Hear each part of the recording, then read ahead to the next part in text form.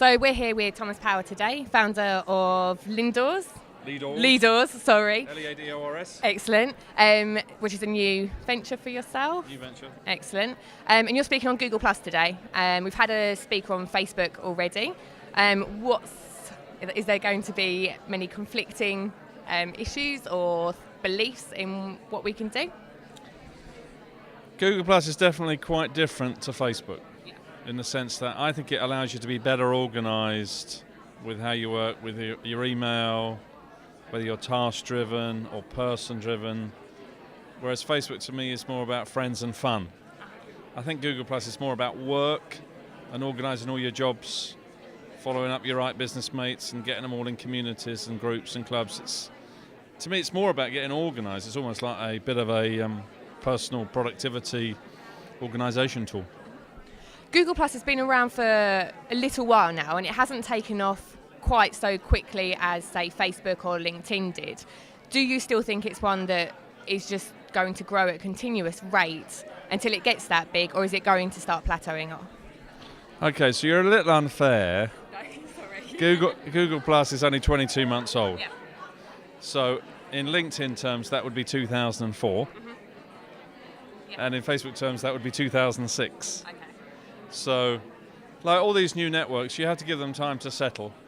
And you have to give people time to get used to them. Yeah. You know, like you want to get used to a brand, or get used to a friend, or get used to a husband or a wife. You know, it takes time.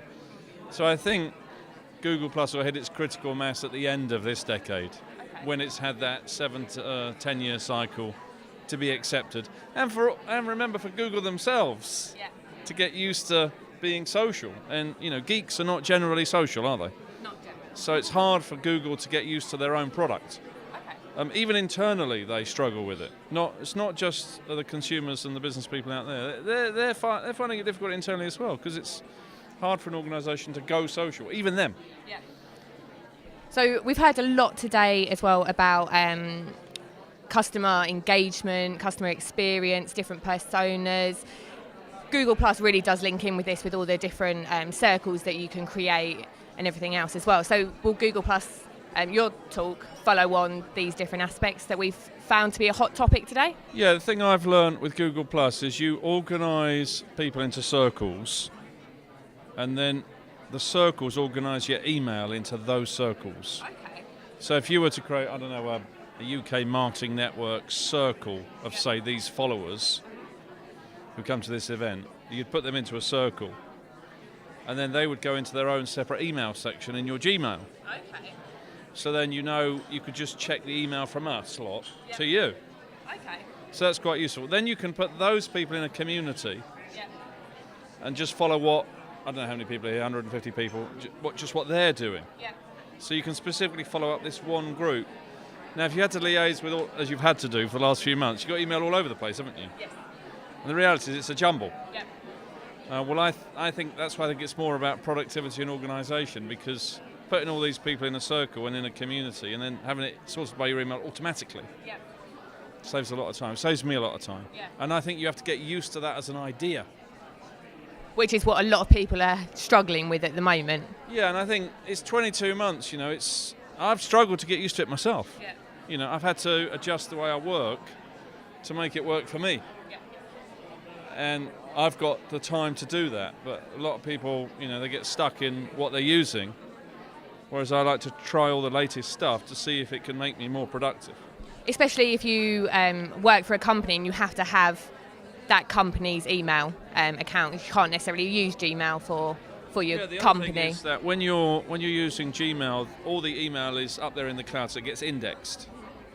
So it looks through all of your email, the ones you send me, or Mark sends me, or anyone in your team, and then it recommends which circle they should go in Google Plus. Okay. And actually recommended I create a circle around only marketing jobs, as it happened. Yeah. Right? And I could have just clicked a button, it would have created one just for you guys, sort of half a dozen of you. Yeah.